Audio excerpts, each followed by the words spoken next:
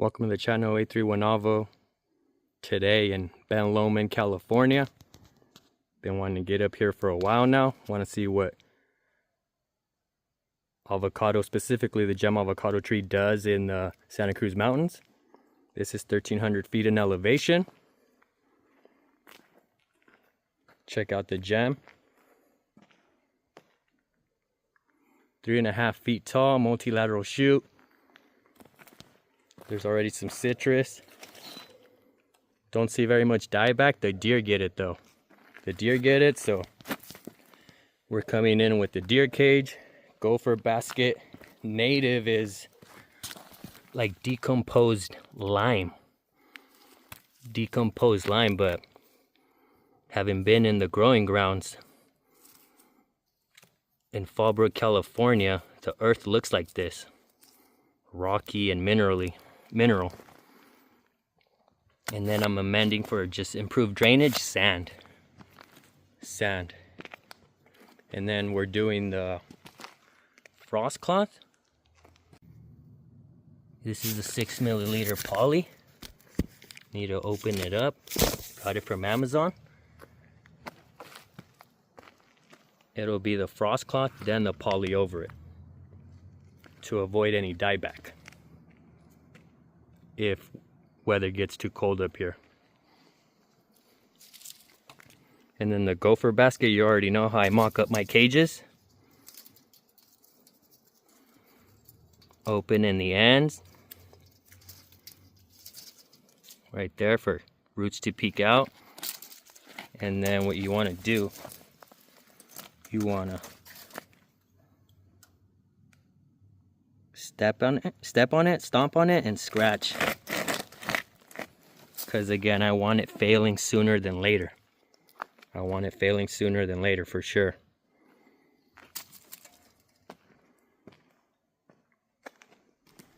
It's steep, a little terrace garden right here. Multi-level, all the way down. There's like 3 or 4 tiers of this. It's gonna be right here. All right, let me keep digging. 6 to 8 inches where below where the cage is gonna sit. It's gonna be blended with the sand. That's 1 bag. All right, I'm mocked up with the gopher basket. I'm where I want to be.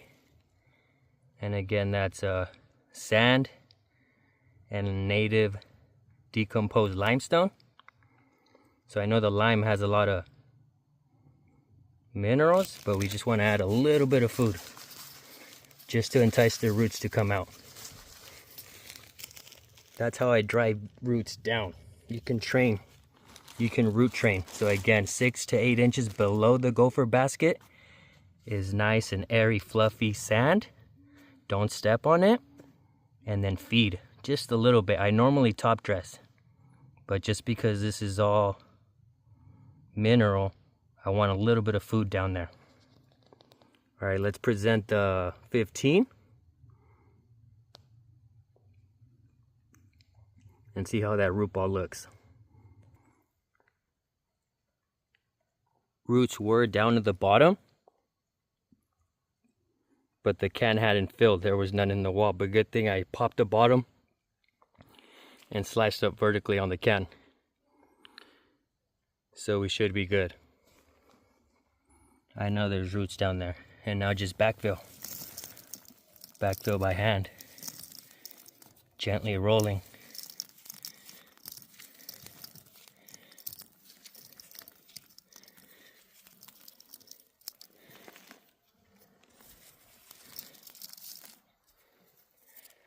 And then here's some sand, but again, I'm gonna drop the second bag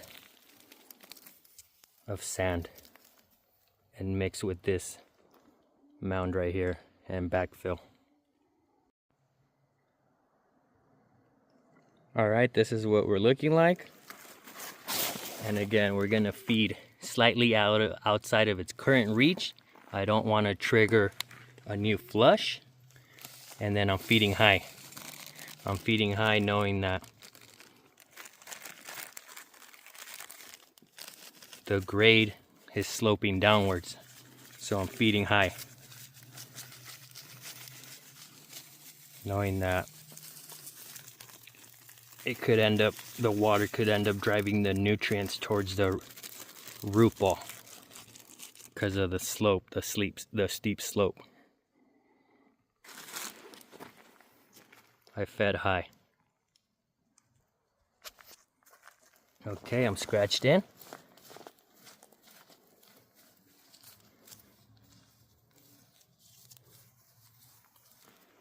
Now, deer cage. Slightly leaning back. And now we're gonna stake just to catch it, so it doesn't get pushed around by the winds. Stake both sides.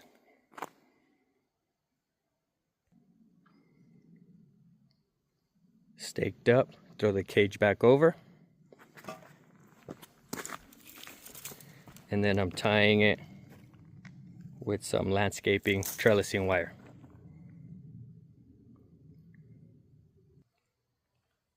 Alright, it sits on this little hook whenever possible, but it's already also tied in here and down here. Same thing on the other side. Now it's gonna be the frost cloth. 2 clear plastic cups so the stake doesn't rip through the fabric. Now we throw it over. Quick change of plans. Didn't like how it fit with it being thrown over it, but it wraps around the cage perfectly, so we're going with that. And it's only going to be the clear poly on top. And I like that because, again, I'm in Watsonville with the Carmen Hass in a hoop tunnel. And that one's like at least 6 to 8 weeks ahead of all my other Carmens in terms of fruit growth. Fruit is already thickening in the greenhouse in Watsonville for the Carmen. So I'm expecting something similar, a similar effect right here. And then tie this off with zip ties.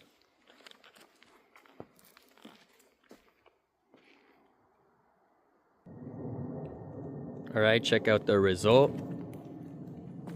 It's folded over and zip tied off at the rim, and then just in a couple places so it doesn't blow upwards. And now the 6mm plastic over it.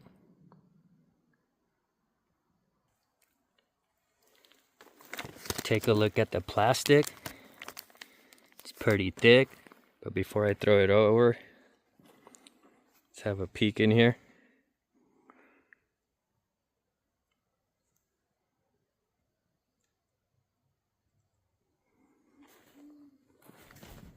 That's probably at its closest point right there. And it's easily like 5 inches.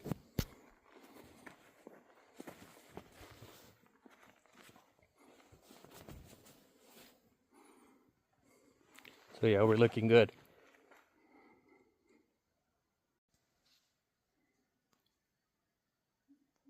All right, check it out. There's more than enough, but I'm only gonna go from the back to the front and leaving this as like a ventilation window. I feel like I'm pretty good. It's triple protected, painted, frost cloth, and then the poly for the rain. I think we should be good. Let me cut it and tie it down.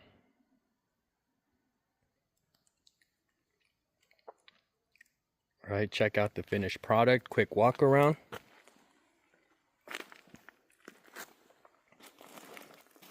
Again, 2 little windows. This one maybe about 8 feet wide, running down. I don't know if that's a mistake, but I don't feel comfortable just trapping excessive moisture And so I did another one over here. A little bit narrower. But again, it gets even tighter. But I felt like it needed to breathe some fresh air.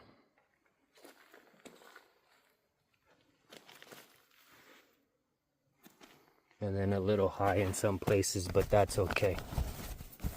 Because it's the cloth that's all the way down, but the plastic's a little high.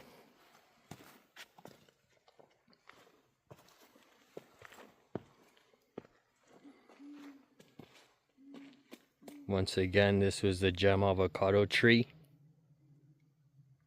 in Ben Lomond, 1,300 feet in elevation. Stay tuned for updates. Thank you everyone for watching. Have a good one and Happy New Year. Thank you.